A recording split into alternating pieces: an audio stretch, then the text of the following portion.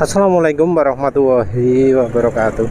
Jadi kali ini penulis mau ngomong soal performa, dan ya kayaknya lebih ke berkurangnya performa.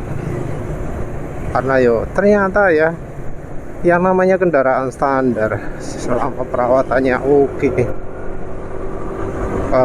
maaf, bukan perawatan, selama perlakuannya oke, maka kendaraan akan tetap kencang bahkan bisa mengalahkan kendaraan-kendaraan lama. Tahu sendirilah, motor penulis ini kan motor lama, kilometer memang cuma 57.000 km, karena pemakaian harian paling 40 km, paling 30 sampai 40 gitu tiap hari. Terus kondisi mesin sudah ada ausnya, kena fuel dilution sangat parah, saking parahnya sehingga oli itu cuma bisa awet ada yang sampai sehari kan. Mayoritas paling 2 hari 3 hari. Saawat-awetnya paling 2000 km, itu pun sangat super jarang sekali. Tapi untuk soal performa tahu sendirilah, penulis kan sering melakukan 0-100 16 detik bisa, 18 detik bisa. Silahkan dibandingkan dengan NMAX lain. Kondisinya tentu kondisi sama kondisi ada matahari lah.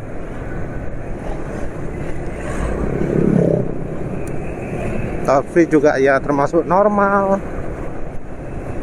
Pernah terhambat, tapi itu gara-gara pompa bensin kena karat, gak iso di apa-apa nol lah nggak ada hubungan dengan kesehatan ruang bakar atau mesin gitu kan.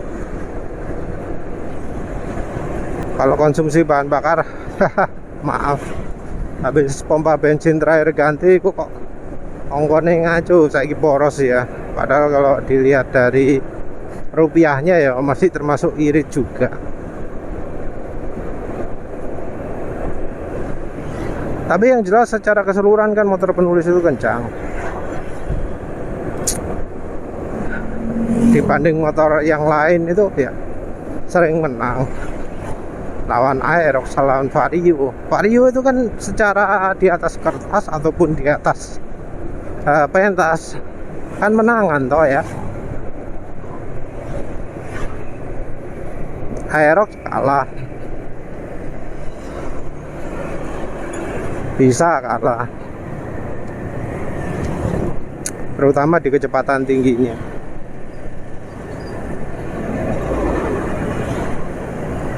Nah, motor penulis pernah ketemu Vario 160, kalahnya cuma di start awal setelah itu sejajar imbang. Vario-nya nggak bisa ninggal, walau posisinya penulis nggak mengekor di belakangnya, atau nyamping.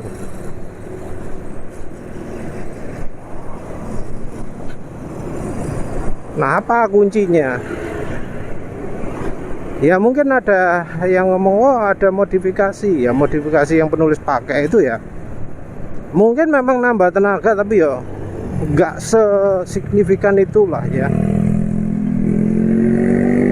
Penulis pakai pro kapasitor nambah waktu akselerasi paling setengah detik. Setengah detik itu kecil dibanding dengan misalnya perbandingan tenaganya Ori NMAX Old dengan NMAX New dengan Vario 160, nggak kacek lah.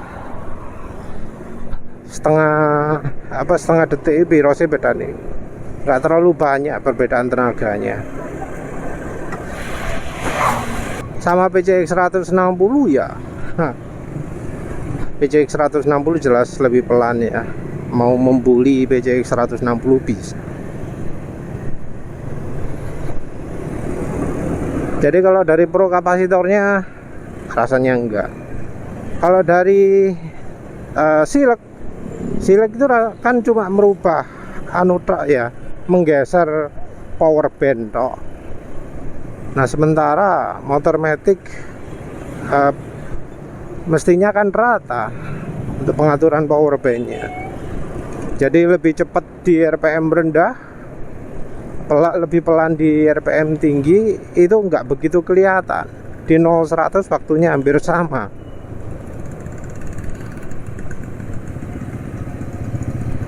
Dan ya perhatikan juga ya bahwa kebanyakan kendaraan itu menangnya ketika start awal, tapi di berikutnya kecepatan di atas 80, di atas 90 itu mereka jadi nggak bisa ninggal ya motor penulis. Apa penyebabnya? Kalau menurut penulisnya itu karena ya pemilihan pemakaiannya. Apa sih yang mau omong ya? Oh iya, perlakuannya. Yang penulis lakukan di motor penulis itu apa saja? Yang membedakan kalau menurut penulis itu. Jadi ya perlakuan yang bikin kendaraan kencang ya. Ini kita ngomong bukan idealnya, tapi apa yang terjadi di motor penulis. Itu adalah ya yang paling penting itu oli. Oli nggak boleh sampai telat. Jadi kita ngomong bukan idealnya, tapi apa yang terjadi di motor penulis. Jadi motor penulis ini kan ganti-ganti oli terus ya. Nggak selalu oli bagus. Berapa kali oli jelek.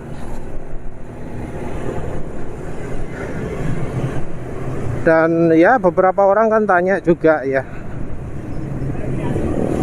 Mas, ganti oli sering gitu bahaya apa enggak gitu ya. Ya penulis jawab bahaya, karena kalau pas kena oli jelek bisa resiko aus ya. Walau ada juga yang ngomong nggak ada oli jelek itu soal selera. Entah ya apa maksudnya oli jelek itu. Kalau menurut penulis oli jelek itu ya oli yang nggak bisa dipakai normal, yang kalau dipakai normal mesin bisa rusak, walau dipakai sebentar pun bisa merusak, itu oli jelek.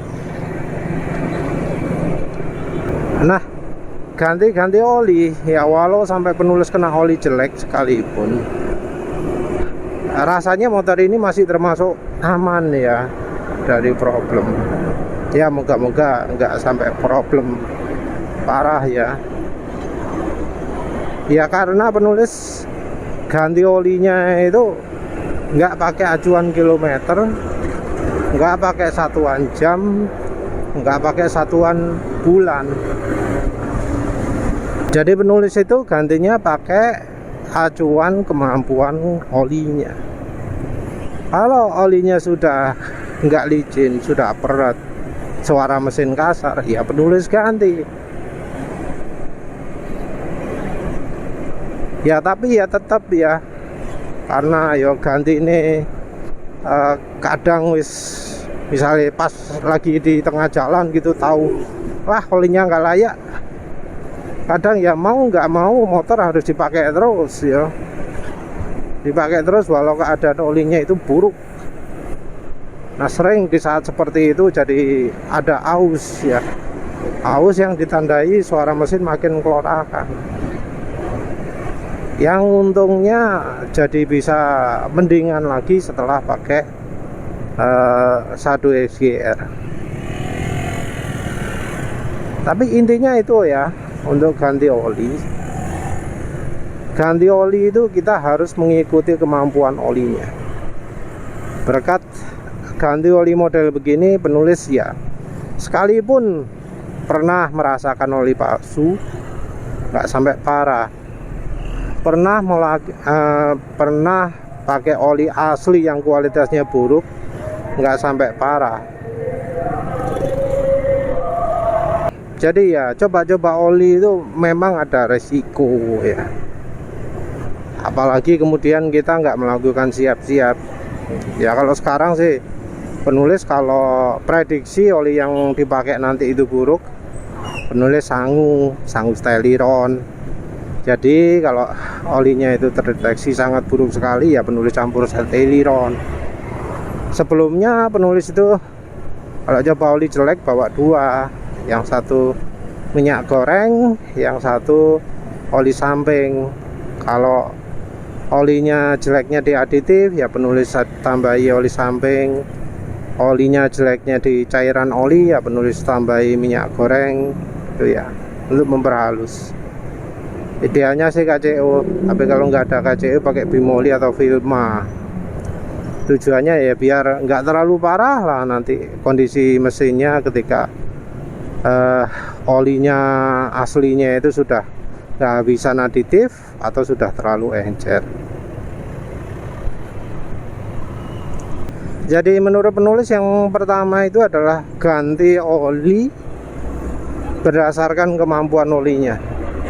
Baik, di sini penulis nggak nyuruh pakai oli apapun lah ya.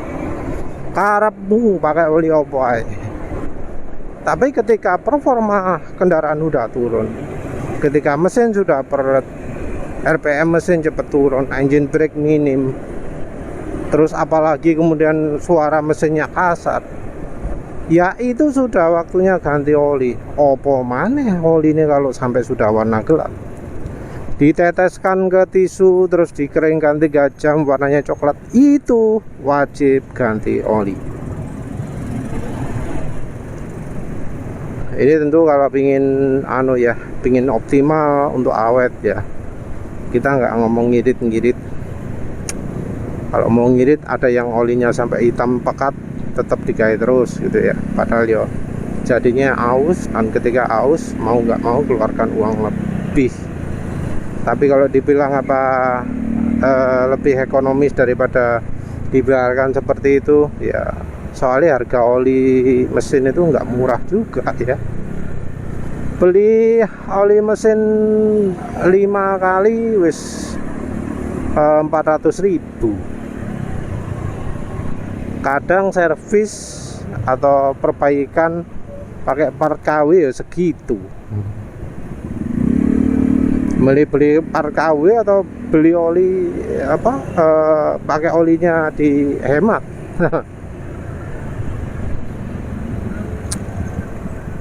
Nah, minyak goreng jadi salah satu alat untuk ngirit ya.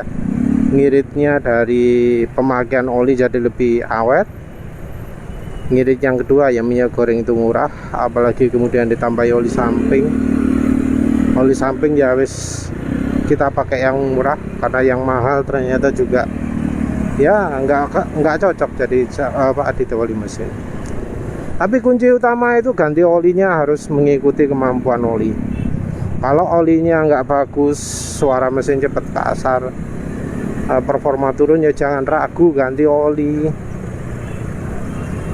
Jangan lihat harga, jangan lihat full synthetic, jangan lihat API-nya, jasunya, macam-macam. Yang penting prakteknya ya apa. Terus yang kedua yang menurut penulis berperan penting membuat kendaraan atau motor penulis itu performanya prima, itu adalah filter udara. Filter udara yang sudah penulis pastikan nggak akan menyisakan jelaga di bagian dalamnya box filter. Di bagian setelah filter udara itu bersih, diusap pakai tisu, pakai tangan, gak ono jelaga nih.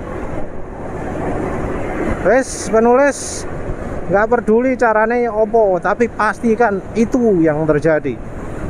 Mau beli filter opo kayak, mau ganti filter setiap hari kayak, nggak peduli ya opo caranya. Sing penting di bagian setelahnya filter itu bebas debu, bebas jelaga, itu wajib.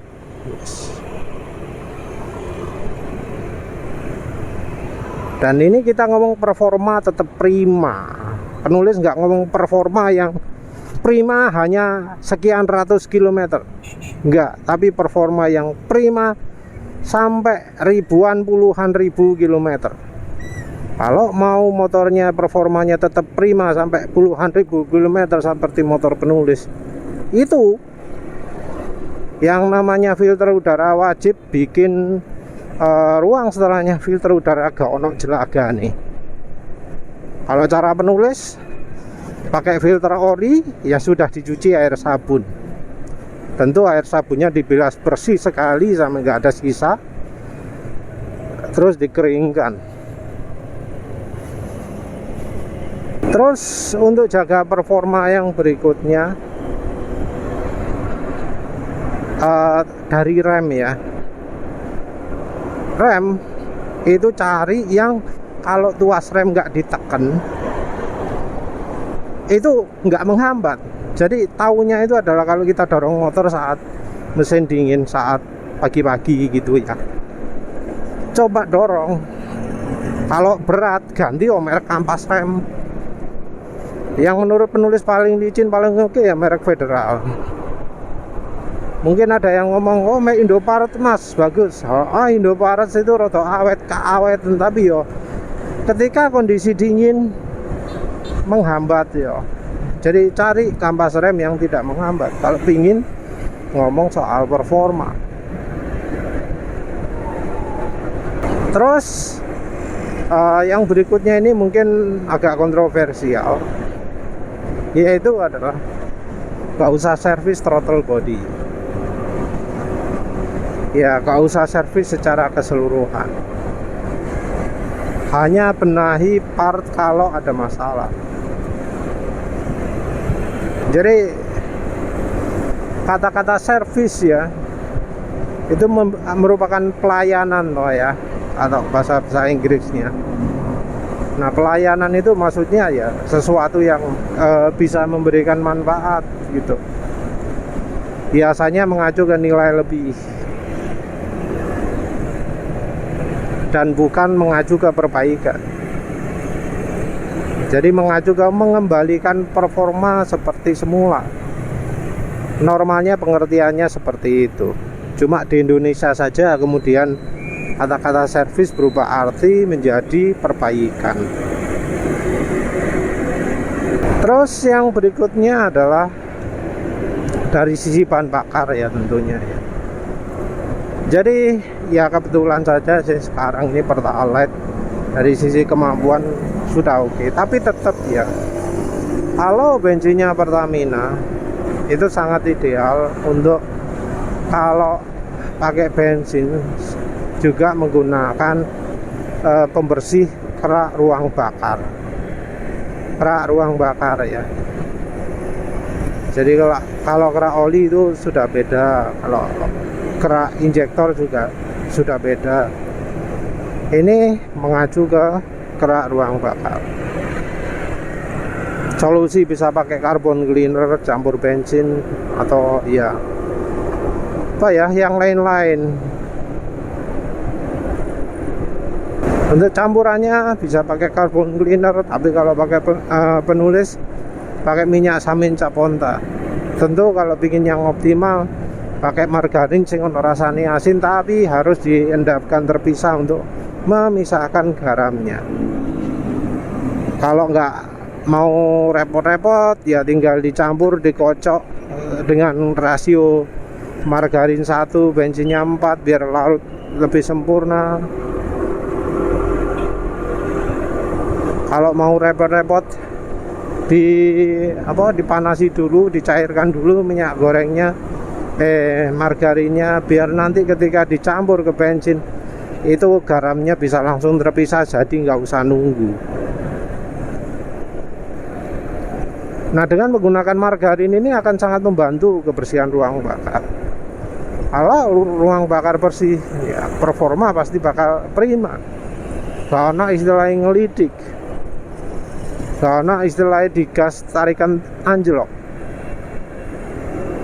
Oh ya tentu kita juga harus ngomong busi ya kalau sudah ngomong begitu. Businya pakai busi tajam. Nggak harus yang tipe iridium, tipe platinum saja sudah cukup. Lebih mantap lagi ya double iridium ya tentunya. Tapi tentu mereknya juga harus milih-milih, karena ada merek yang rusaknya bukan karena elektrodnya sudah rusak, tapi karena dalemannya hambatannya sudah terlalu tinggi. Nah, merek-merek seperti itu yang harus dihindari.